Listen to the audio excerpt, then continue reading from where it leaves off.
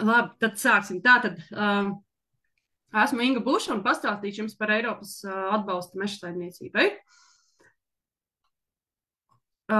Prezentācijas saturs, tātad sākumā nedaudz pāris slaidi par normatīviem, un tad atsevišķi izrunāsim par aktivitātēm. Tātad sākotnēji par jaunaudžu retināšanu, tad par meža ieaudzēšanu, meža ugunsgrēkos un dabas katastrofās iznīcinātu mežaudžu atjaunošanu, mežaudžu nomaiņu, un tad šīm visām 3., 4. un 5.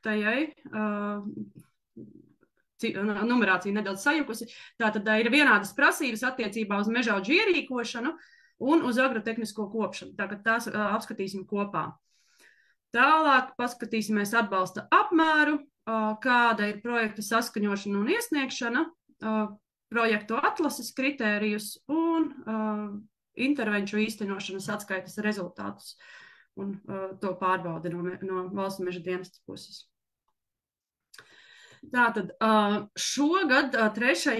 oktobrī, es pišķi noslēpšu, es pati neredzu prezentāciju, 3. oktobrī tika pieņemti jaunie ministru kabineta noteikumi numur 561, kas attiecas uz šīm Eiropas projekta aktivitātēm. Es garos nosaukumus nelasīšu, jo pāris dienu laikā Andis pārsūtīs jums prezentācijas materiālus, un tad jūs varēsiet, ja jūs kaut ko gribēsiet atrast, varēsiet atrast prezentācijās. Pēc būtības jaunie noteikumi ir pieņemti, ir liela daļa, kas ir līdzīga kā pagājušajos noteikumos, bet ir arī būtiskas atšķirības. Iziesim tam visam cauri. Viens no būtiskākajiem atšķirībām pats nosaukums, jo tagad tas skaitas intervences, un tas ir intervenciju plāns, kas ir jāsaskaņo mežniecībā. Plānošanas periods. Šis plānošanas periods, lai gan ir gandrīz jau 24. gads, bet plānošanas periods skaitās no 21. līdz 27. gadam. Pēc meža īpašnieku biedrības informācijas pirmā kārta tiks atvērta no 2. janvāra līdz 2. februārim. Un pieejamais finansējums būs salīdzinoši ar iepriekšējām kārtām liels, tātad 8 miljoni paredzēti kopšanai un audžu nomaiņai, un apmēram 3,5 miljoni atjaunošanai pēc dabas katastrofām. Informācija par kārtu tiks publicēta Latvijas vēstnesī, un tad arī būs precīzi zināms. Jo, datumi var mainīties, bet, ļoti cerams, ka varētu būt šādi. Atbalsta pretendenti, tātad fiziskas personas, zemes vai meža īpašnieki. Pieteikties var arī juridiskas personas, kuru pamatkapitālā ir vismaz 50% privātā kapitāla daļas, un kuras ir meža vai zemes īpašnieki. Un atceramies, ka, lai pieteiktos atbalsta pasākumiem, ir jābūt spēkā esošai meža inventarizācijas lietai. Tātad paskatāmies, vai nav beigusies, vai varēsim pieteikties, ja kaut kas ir plānots. Šeit pagaidām tagad nerādīšu, bet ja kāds nezina, kā iegūt savu aktuālo datu izdruku, vēlāk, kad Andis jums nosūtīs šo prezentāciju, šeit ir saite ar Valsts meža dienesta sagatavot YouTube materiālu, kā īpašnieks var ieiet aktuālajos datos un dabūt aktuālo datu izdruku un paskatīties, kurā gadā ir veikta inventarizācija. Inventarizācija ir derīga 20 gadus, tātad ir izrēķinām un paskatāmies. Tātad ķersimies klāt aktivitātēm. Viena no populārākajām aktivitātēm un vispieprasītākajām ir jaunaudžu retināšana, un te ir nedaudz šoreiz mainījušies noteikumi. Tātad plānošanas periodā, atkārtošu, ka tas ir no 21. līdz 27. gadam, baltalkšņu audzes līdz 10 gadu vecumam var retināt vienu reizi, un vienu reizi no 11 līdz 20 gadus vecas baltalkšņa audzes, bet tikai tādā gadījumā, ja retināšanas rezultātā mainās valdošā koku suga. Tātad, ja ir baltalkšņa tīraudze, tad mēs nevaram pieteikt uz šo aktivitāti, jo vienkārši nav iespējams izveidot mistraudzi. Un pārējām koku sugām tātad paredzēta retināšana var veikt ne vairāk kā 2 reizes un līdz 20 gadus vecām. Tātad, kas tad ir jaunauģu retināšana? Tātad jums jaunauģu retināšanā ir jāizņem vismaz 50 koki uz hektāra, vai arī jāatbrīvo no bieza vai vidēji bieza krūmu aizzēluma.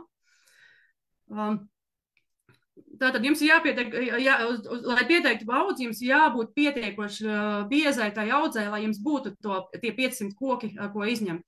Pretējā gadījumā jums mežniecība neapstiprinās. Tātad sasniedzamais rezultāts, rezultāts jāsniedz atbilstoši normatīviem aktiem.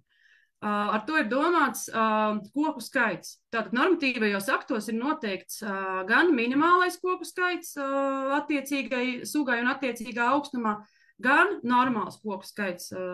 Un līdz ar retinātai jaunaudzei jābūt tātad lielākai par koku skaitam, jābūt lielākam par minimālo koku skaitu un mazākam par normālu koku skaitu. Normatīvajos aktos nav noteikts, ka obligāti ir jāretina baltaugsnes, apse, vītols vai blīgsne, bet projektā mēs viņus varam pieteikt, un tā tad arī, lai atbilst šiem nosacījumiem. Tāpat normatīvajos aktos nav norādīts vītolo vai blīgsnes minimālais koku skaits, bet tā vērtība tiek pielīdzināta apses vērtībai. Tātad tabulās, ja, minimālā šķērslaukuma tabulās un normāla šķērslaukuma tabulās pie vītola un blīgsnes skatāmies apses vērtību. Tālāk dodamies pie meža ieaudzēšanas. Tātad, kādās platībās var ieaudzēt mežu? Tātad, mežu var ieaudzēt lauksaimniecības zemēs, kas atbilst vismaz vienai no šādām pazīmēm. Tātad, visā zemes vienības platības kontūrā, ja auglība ir mazāka par 30 ballēm, ja ir lielāka par 30 ballēm, tad tā viena kontūra nevar pārsniegt 5 hektārus. Plānošanas vienā kārtā var pieteikt 20 hektārus. Tā kā, līdz 20 hektāriem kopumā, bet ja ir auglīga zeme, auglīgāk par 30 ballēm, tādā gadījumā 5 hektārus. Tad lauksaimniecības zemē var ieaudzēt, ja tā ir pakļauta erozijai. Par to es nākamajā slaidā pastāstīšu, kur šādu informāciju var iegūt, kā arī lauksaimniecības zemē uz kūdras augsnēm. Tāpat mežu var ieaudzēt krūmājos, kas kadastra informatīvajā valsts zeme dienesta kadastrā ir iekļauta krūmāju grupā, un zemē, kas īpašuma valsts kadastrā ietverta pārējo zemju grupā. Ja jūs nezināt vai nevarat atrast savu robežu plānu, kur to eksplikāciju var redzēt, es jums iesaku izmantot tādu mājaslapu kā www.epakalpojumi.lv. Izvēlamies nekustamais īpašums, mani dati kadastrā, tur pa vidam kaut kur jāautorizējas vēl, un tā tad izvēlamies īpašumu, tad jūs redzat to eksplikāciju un saprotat, kāda veida zemē ir ieskaitīta jūsu zeme. Tā, runājot par iepriekš minētajām kūdras augsnēm un erozijai pakļautajām augsnēm, šādu informāciju jūs varat ērti apskatīties Latvijas valsts meža ģeo mājaslapā. Apakšā ir tās slāņu kartes, un tur tālāk beigās ir augšņu karte. Lūk, un šāda viņi izskatās. Te izvēlamies īsto slāni, pārējos noslēdzam, ja traucē. Un tā tad kūdras augsnes, te nav nekur pieejama apzīmējuma, tāpēc es viņus atsevišķi atradu un izvilku. Tātad kūdras augsnes tiek apzīmētas ar T-burtu. Tātad, ja jums ir, piemēram, šī zilā ir kūdras augsne, un tātad tur var ieaudzēt mežu.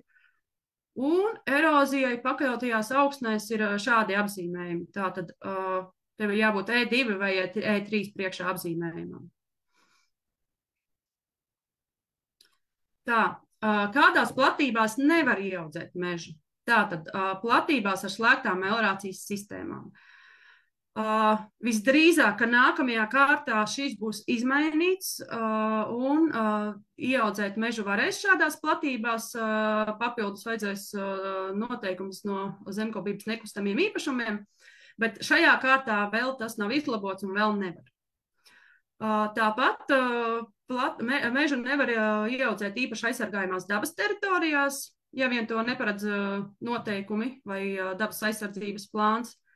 Tāpat meža ieaudzēšana neatbalsta arī ilgadīgo zālāju platībās, kā arī īpaši aizsargājumās sugu dzīvotnēs un īpaši aizsargājumos biotopos. Tā, meliorācijas datus, vai jums ir meliorāta zeme, jūs ļoti ērti varat paskatīties meliorācijas kadastrā, bet šo informāciju var iegūt, manuprāt, arī LVM ģeo, vienkārši ieslēdzot attiecīgo slāni.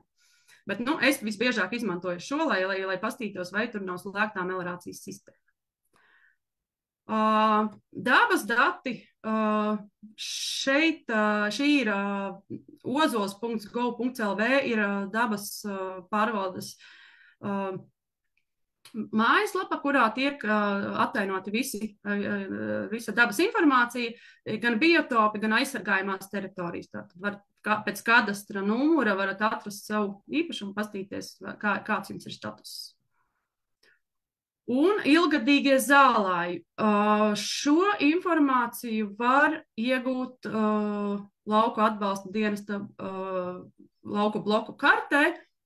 Šeit uzspiežot uz tām slāņiem, ieslēdzot ilgadīgo zālāju slāņus, parādās šāds dzeltenis apzīmējums, un tas nozīmē, ka šeit ir ilgadīgie zālāji un mežu ieaudzēt nevar.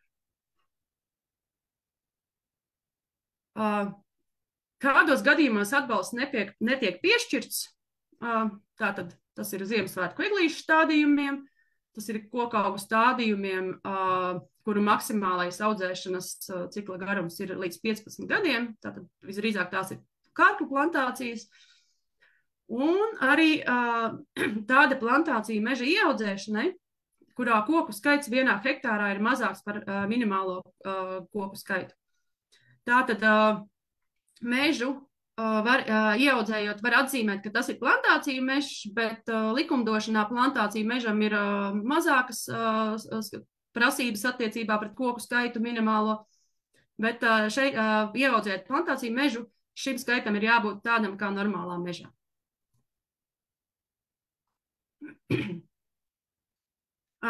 Prasības. Tātad platība, par kuru pretendentam tiek aprēķināts atbalsts, nepārsniedz 20 hektārus vienā projekta iesniegumu atlases kārtā.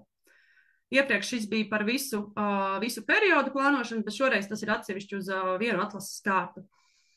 Ja jums ir plānots ieaudzēt mežu, kas nepieguļ esošam mežam, tādā gadījumā minimālā platība meža ieaudzēšana ir 0,5 hektāri.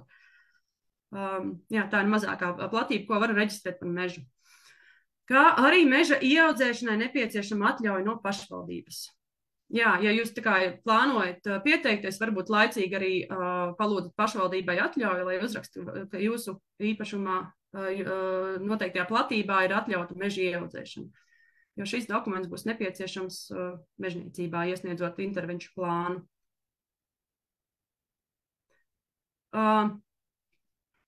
Nākamais ir meža ugunsgrēkos un dabas katastrofās iznīcināta mežaudžu atjaunošana.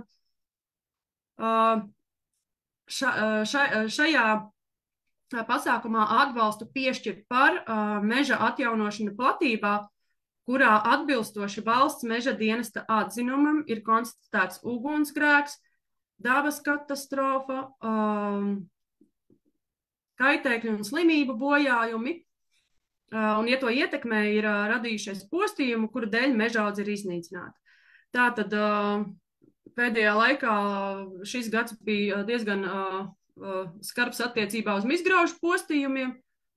Domāju, ka daudziem no jums ir izņemtas ciršanas apliecinājumi un ir sanitārais atzinums. Tātad šīs audzes droši varam pieteikt uz šo projektu.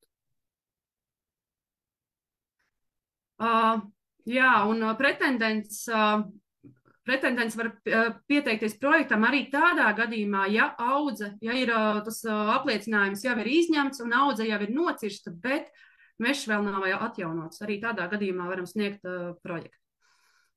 Un, protams, īpaši aizsargājumās dabas teritorijās tur ir atsevišķi nosacījumi, tur ir jāskatās, ko paredz individuālās izmantošanas noteikumi vai dabas aizsardzības plāns. Tā, nākamā sadaļa ir mežaudžu nomaiņa. Mežaudžu nomaiņu, tātad atbalstu piešķir par valdošās koku sugas nomaiņu baltākšņu sugu mežaudzēs no 30 gadu vecuma vai blīznes sugu mežaudzēs. Tātad vismaz 30-gadīgs baltāksnis vai blīzna, mēs varam pretendēt uz atbalstu. Un otrs veids, kā var mežaudžu nomaiņu, ir neproduktīva mežaudžu nomaiņa, kas atbilst normatīvajos aktos par koku ciršanu mežā noteiktajiem kritērijiem. Kritēriji ir diezgan daudz, par tiem es tūlīt nedaudz sīkāk pastāstīšu, kas ir neproduktīvas audzes. Tātad neproduktīvas audzes ir priežu, egļu vai bērzu mežaudzes, kurās pēc 40 gadu sasniegšanas apses, baltākšņa, blīznes vai citu vītolu piemistrojums ir lielāks par 40% no kopējās mežaudzes krājas. Tātad paskatāmies formulā, ja mums ir aizdomas, ka varētu būt neproduktīva audze, tad mums nepieciešams no valsts meža dienesta arī atzinums, ka tā ir neproduktīva audze, ja, un tad mēs varam sniegt uz šo projektu. Nākamais ir priežu mežaudze, kura pēc 70 gadu sasniegšanas bērza, baltākšņa, blīznes un citu vītolu piemistrojums ir lielāks par 40% no kopējās mežaudzes krājas. Pirmajā un otrajā punktā minētajos kritērijos ir izņēmumi, kad nevar atzīt par neproduktīvu.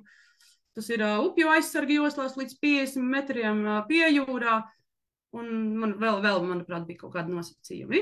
Bet, un īpaši aizsargājumās dabas teritorijās, protams. Ja.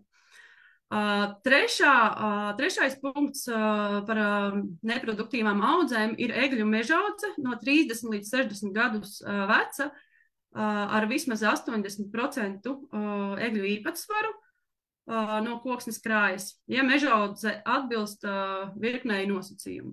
Tā virkne nosacījumi ir diezgan, ne jau sarežģīts, bet ir diezgan detalizēti aprakstīta noteikumos par koku ciršanu mežā, bet pēc būtības tas ir tādā gadījumā, ja audzei tie pieaugumi ir ļoti minimāli, ir praktiski apstājušies, ir jātaisa paraugu laukumi, jāveic urbumi, jāmēra tās gadskārtas platumi, tad ir aprēķina metodika norādīta šajos noteikumos, un tādā gadījumā var atzīt par neproduktīvu egļu audzi. Neproduktīvas audzes ir arī mežaudzes līdz 6 metru augstumam, kurās ir vairāk kā 60% bojātu meža dzīvnieku, kaitēkļu, stumbru vai sakņu slimību bojāti koki. Tāpat ir apšu mežaudzes līdz 20 gadu vecumam, kurās ir vairāk kā 60% koku ir meža dzīvnieku, kaitēkļu, stumbra vai sakņu slimību bojāti. Un tas nebojāto koku skaits ir mazāks par minimālo. Kā arī galvenās cirtas vecumu vai caurmēra nesasnieguša mežaudzi, ja augstspējīgo koku skaits ir mazāks par kritisko šķērslaukumu. Tātad retainis varam arī atzīmēt kā neproduktīvas audzes, bet arī šajā gadījumā būs nepieciešams valsts meža dienesta sanitārais atzinums. Mežaudžu nomaiņa, tātad tas ir attiecas gan uz neproduktīvām audzēm, gan uz valdošās sugas nomaiņu. Nomainot šādas audzes, mums ir jāatstāj nemazāk kā 5 gadi, ir jāatstāj vismaz 30 dzīvīgākie iepriekšējās paudzes koki uz hektāru, kurus var atstāt arī 0,2 līdz 0,2 lielās grupās. Un arī šeit ir tas pats nosacījums, kas katastrofās cietušām audzēm, ka pretendents var iesniegt projektu iesniegumu arī par mežaudas nomaiņu, arī tad, ja ir saņēmis apliecinājumu un ciršana ir pabeigta, bet mežs vēl nav atjaunots. Bet šeit, ja atceraties, ka jums noteikti ir jāatstāj tie 30 dzīvot spējīgākie koki, pretējā gadījumā jums projekts ies seceni. Mežaudžu ierīkošanas prasības. Šīs prasības attiecas uz visām šīm 4 aktivitātēm, tātad meža ieaudzēšanu, katastrofās cietušu mežaudžu atjaunošanu, uz neproduktīvās un valdošās koku sugas nomaiņu. Tātad atjaunojam mežu atbilstoši meža tipam, tātad ir atsevišķi meža tipi, nabadzīgie, kuros varam atjaunot tikai ar priedi. Pārējos meža tipos mēs varam vai nu priedes tīraudzes, vai nu mistraudzes. Mistraudzes noteikuma izpratnē ir tādas audzes, kurās citu koku sugu piemistrojums ir vismaz 25%. Šo piemistrojumu mēs varam veidot gan rindās, gan grupās, taču tā viena grupa nevar pārsniegt 0,2 hektārus. Tātad izvērtējam apstākļus, varbūt audzē ir kaut kādas mitrākas vietas, un, teiksim, ja jūs egli un bērzu stādat, tātad mitrākajā vietā vairāk bērzu grupu, varat sausākajā egli, bet tā, lai nepārsniedz 0,2 hektārus. Vēl viens nosacījums, ka stādīto koku īpatsvars atjaunotajā vai ieaudzētajā mežaudzē pārsniedz 75%. Tātad, piemēram, ja ir... Mēs apmežojam lauksaimniecības zemi un kaut kas jau nedaudz ir ieaudzis, piemēram, ieaudzis ar bērzu, mēs varam piestādīt egli vismaz 75% un tādā veidā mums sanāk mistraudze un mežs skaitās ieaudzēts un mēs varam gūt atbalstu. Un, protams, ierīkojot mežaudzes, gādājam par stādāmo materiālu, tam ir jābūt ražotam atbilstoši normatīviem aktiem.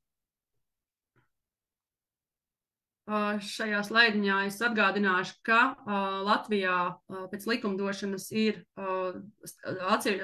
priedei, eglei un bērzam ir noteikti stādīšanas reģioni. Tātad pasūtot stādus, painteresējamies, vai šie stādi būs piemēroti stādīšanai jūsu teritorijā. Stādus pasūtam laicīgi, kā jau Māris iepriekš minēja, kad ir bijis ar bērziem problēmas. Tā kā pasūtam laicīgi. Vēl viens tāds ieteikums, tas pat nav ieteikums, tas ir obligāta prasība, lai jūs par stādiem, ja jūs esat meža īpašnieks, jūs par stādiem samaksājat no sava konta. Ir bijušas problēmas, es nezinu, vai ir pieņemti pieļaujami kādi izņēmumi, bet domāju, ka nē, tā kā jābūt, jums no sava konta ir jābūt maksājuma uzdevumam. Attiecībā uz šo visu iepriekš minēto 4 mežaudžu ierīkošanu ir paredzēta arī agrotehniskā kopšana, un arī šīs prasības ir visām 4 aktivitātēm vienādas, tāpēc arī apkopoju. Tātad, agrotehniskā kopšanā nevar pieteikt iepriekšējo kārtu neizpildītās agrotehniskās kopšanas. Tātad, ja mēs neesam kaut ko izdarījuši vai teiksim, pēdējā kārtā, ka varēja pieteikties uz ieaudzēšanu, tas gala termiņš bija diezgan īss un varbūt kāds neparedzēja visas 3 reizes. Šajā kārtā nevar pieteikt atsevišķi vienu agrotehnisko kopšanu par iepriekš izdarītu darbu. Bet nākotnē, teiksim, ja jūs šajā kārtā iesniedzat, un tad nākamajā kārtā jūs varēsiet iesniegt atsevišķu agrotehnisko kopšanu par šajā kārtā ierīkotu mežaudzi. Tātad agrotehniskā kopšana, kas tas ir? Tas ir jums jāatbrīvo vismaz 50 centimetru rādījusā augšanas telpa tiem iestrādītiem kociņiem. Tātad mērķu sugas kokiem. Agrotehnisko kopšanu ierīkotai mežaudzei var pieteikt līdz 3 reizēm plānošanas periodā. Vienā gadā ir iespējamas 2 agrotehniskās kopšanas. Tātad, ja jums ir ļoti auglīga augsne, tad iespējams, ka jums vajadzētu paredzēt 2 kopšanas. Jā, šo jau es minēju, tātad, ja nav šajā kārtā netika paredzētas, netika norādītas visas 3 reizes, tad to varēja pieteikt arī nākamajā kārtā. Atbalsta apmērs. Tātad, ko tad mēs par to visu varam saņemt atpakaļ? Par mežaudžu ierīkošanu, tātad meža ieaudzēšanai, attiecināmo izmaksu summa ir 1123 eiro, un atbalsta intensitāte tiek piemērota 60% apmērā. Tātad tas, ko jūs reāli dabūsiet savā bankas kontā pēc šādas mežaudzes, 1 hektāra lielas mežaudzes ierīkošanas, ir šī summa, tātad 673 eiro un 80 centi. Šis jau ir aprēķināts procentos. Tātad meža ieaudzēšanai, mežaudzes nomaiņai abām divām ir 60% intensitāte, un šīs summas ir vienādas. Ja jūs atjaunojat pēc katastrofām, tad tiek piemērota 100% atbalsta intensitāte, un izmaksas summa ir 1085 eiro par mežaudzes ierīkošanu. Un atgriežoties pie pirmās aktivitātes, par ko es stāstīju, jaunaudžu retināšana, šeit atbalsta apmērs attiecināmo izmaksu summa ir 440 eiro, un 60% no tās ir 264 eiro. Un agrotehniskās kopšanas arī tāpat kā ierīkošanai, tātad pēc ieaudzēšanas un pēc nomaiņas ir 60% atbalsta intensitāte no 204 eiro, un tātad tie ir 122 eiro un 40 centi par hektāru. Un pēc katastrofām ir 204 eiro par hektāru. Piemēri, jo varbūt kāds šo visu pirmo reizi redz, un lai vieglāk būtu saprast, tātad mums ir 1 hektārs, kas ir paredzēts mežaudžu nomaiņai. Intervenciju plānā, kur es bišķi vēlāk arī parādīšu, bet viņš ir kļuvis daudz vienkāršāks un pārskatāmāks, bet tātad mēs ierakstam plānotās aktivitātes, atjaunošana termiņu, un pēc realizācijas mēs saņemam šādu summu. Un 3 reizes par kopšanu, un arī katru reizi saņemam 122 eiro par 1 hektāru, un kopā pēc visu 4 darbību īstenošanas mēs par ierīkošanu esam ieguvuši 1063 eiro. Tā, projekta iesniegšana. Lai pretendētu uz atbalstu, pretendents sagatavo un meža valsts dienestā iesniedz intervenciju plānu, kas iepriekšējā kārtā saucās MAPS, jeb meža apsaimniekošanas pasākumu plāns. Šajā plānā ietveram informāciju par nogabalu, kurā plānot ir intervence, un īstenojamo intervenciju, tās platību un plānoto laika grafiku. Tātad īstenojamo aktivitāti. Kā arī pievienojam zemes robežu plānu vai situācijas plānu ar eksplikācijā norādītu zemes platību, ja ir plānota meža ieaudzēšana. Tātad iezīmējam, iekrāsojam, kurā vietā ir plānota meža ieaudzēšana. Intervenciju plāns. Šis plāns ir pieejams šajos iepriekš minētajos ministru kabineta noteikumos, kā 2. pielikums. Tātad dati par īpašnieku, un šeit ir gaužām vienkārši tā sistēma, tātad zemes vienības kadastra numurs, kvartāls, nogabals, platība un izpildes termiņš katrai aktivitātei pretī. Nu, lūk. Vienā šādā plānā jūs varat iekļaut informāciju par vienu īpašumu. Tātad, ja jums ir vairāk īpašumu, mēs sagatavojam vairākus plānus. Šī plāna derīguma termiņš ir 1 gads. Un, ja jums ir plānotas kādas izmaiņas, jā, tad tās jāsaskaņo ar valsts meža dienestu.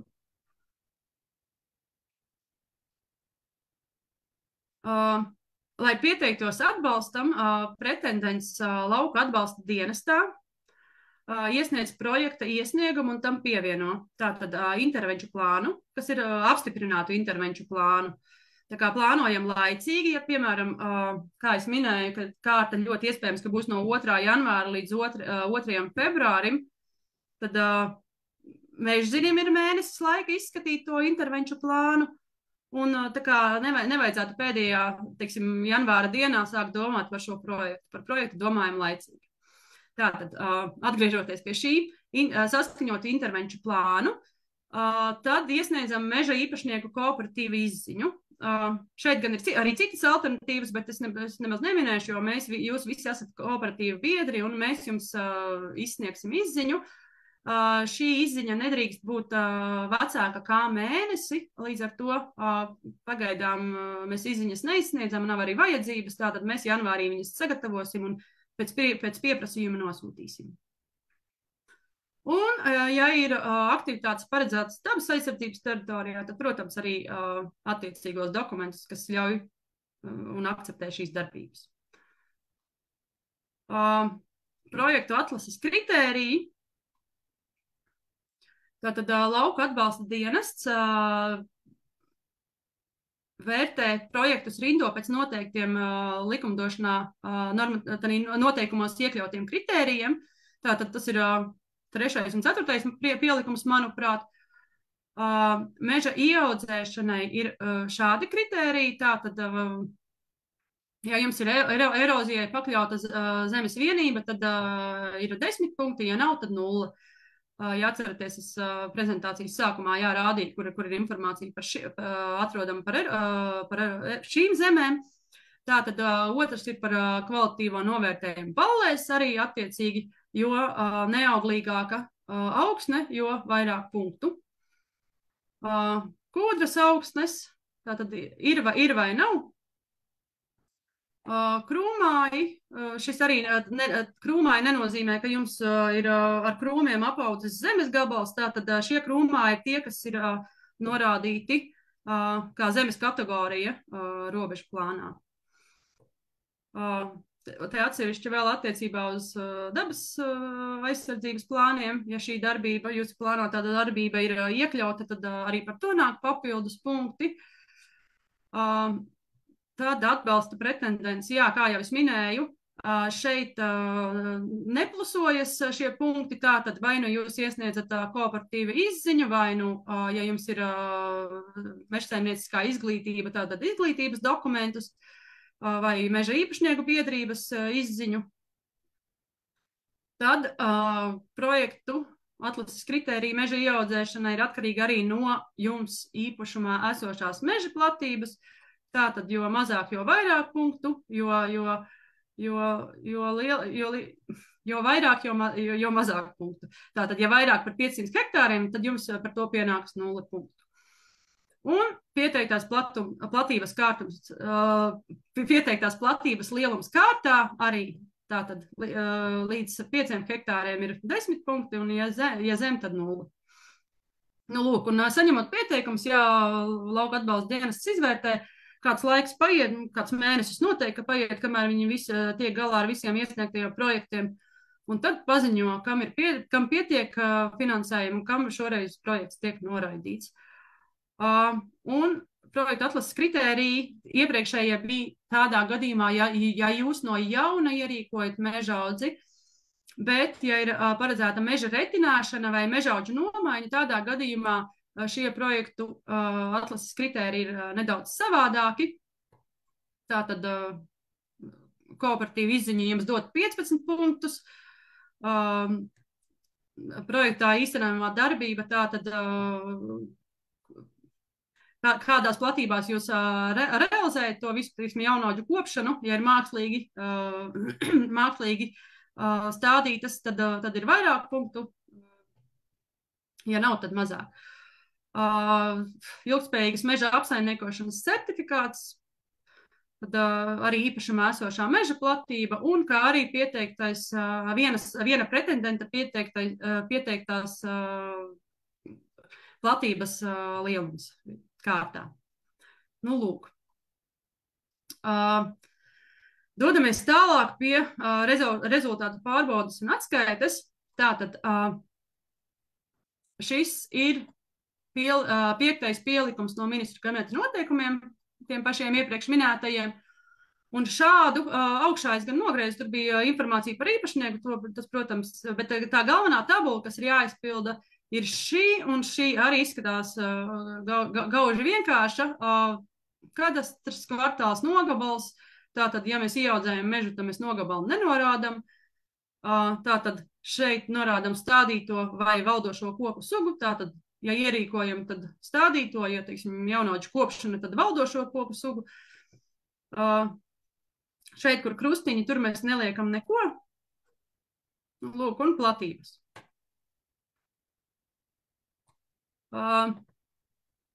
Tātad pēc aktivitāšu īstenošanas valsts meža dienestā jāiesniedz šis iepriekš rādītais piektais pielikums, un kam ir jāpievieno stādāmā materiāla izcelsmi un iegāda apliecinošu dokumentu kopijas. Tātad, kā jau es iepriekš minēju, tie ir stādu certifikāti un maksājuma uzdevums.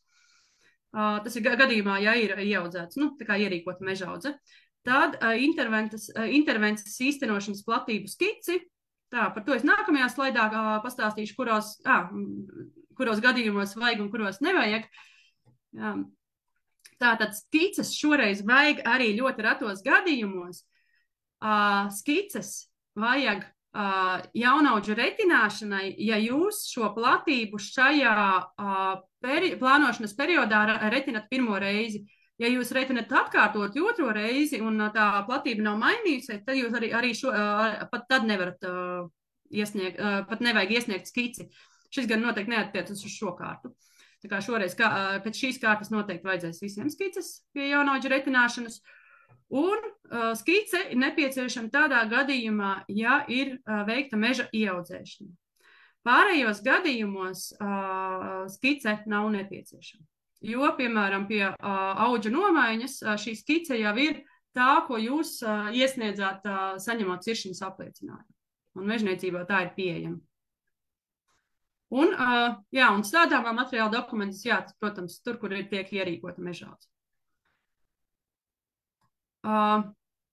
Tātad valsts meža dienests mēneša laikā pēc pārskata saņemšanas pārbauda platības, vai tās atbilst paredzētajam intervenciju plānam.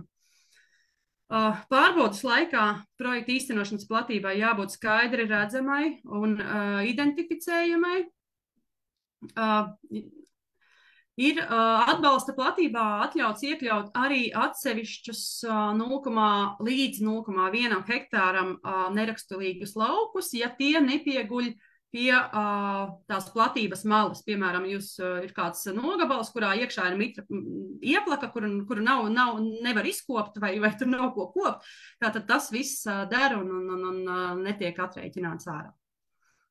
Tātad mežzinis pārbauda, valsts meža dienests pārbauda un pieņem lēmumu par atbilstību plānam.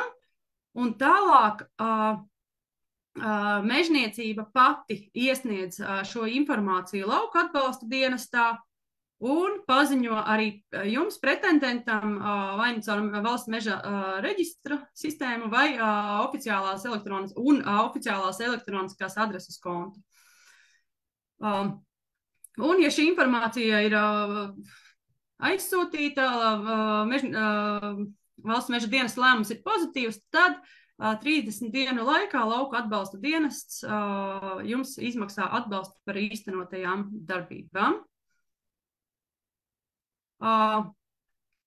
Pēcuzraudzība, tātad ierīkojot mežaudzes, vai nomainot mežaudzes ar Eiropas Savienības atbalstu, ir paredzēta 5 gadu pēcuzraudzība, kuras laikā mežniecība var konstatēt, ka ir, teiksim, nepietiekoši ieaugušo koku skaits un lūgt jūs papildināt šo platību vai arī atmaksāt naudu atpakaļ. Tā kā kaut kādos atsevišķos gadījumos, jā, ja rezultāts pēc 5 gadu laikā, teiksim, koku skaits ir mazāks par minimālo, tādā gadījumā jums var būt nākties papildus piestādīt. Īsumā, ātrumā tas bija viss. Es pārskrēju, varbūt lūkšu arī savus kolēģus pakomentēt, jo es noteikti neesmu kaut ko pieminējusi vai jautājumus. Jā, jautājumi ir nedaudz sakrituši, bet mums ir pieslēdzies arī Artis Vaivods, kas mums tāds arī neoficiālais projektu eksperts un arī Latgales biroja vadītājs. Tas, ko es tā ātrumā, ka gājām pāri par tām slēgtajām melorētajām zemēm, Inga jau pieminēja, ka nākamajā kārtā visticamāk būs pieejams, un tas saistīts ar to, ka šajā kārtā nav tikai tā iemesla dēļ, ka vēl nepaspēja līdz noteikumu izsludināšanai saskaņot ar Eiropas Savienību, kad drīkst slēgtās melorētās zemēs apmežot, bet ko tas nozīmē, ka būs jādabūna vēl atļauja, par eso tehniskie noteikumi no Zemkopības ministrijas nekustamajiem īpašumiem, un kas savukārt nozīmē, viņi apskatīsies, vai apmežojot šo teritoriju, kaut kādi pieguļušie kaimiņi netiks skarti, un ja pēkšņi tiks skarti, tad attiecīgi kā tehniskiem noteikumi vajadzīgi, lai to varētu realizēt, vai arī to nevar realizēt. Jā, tas bija parasti, Andi, tad parasti tajās vietās noteikumos vienkārši maģistrālos kolektorus neļaus apmežot. Tajos tehniskajos noteikumos jums ļaus apmežot daļu, neļaus tos maģistrālos, kuri ietekmē jūsu kaimiņus, jo viņš lielāka diametra, jo platāka tā josla, kur neļaus apmežot.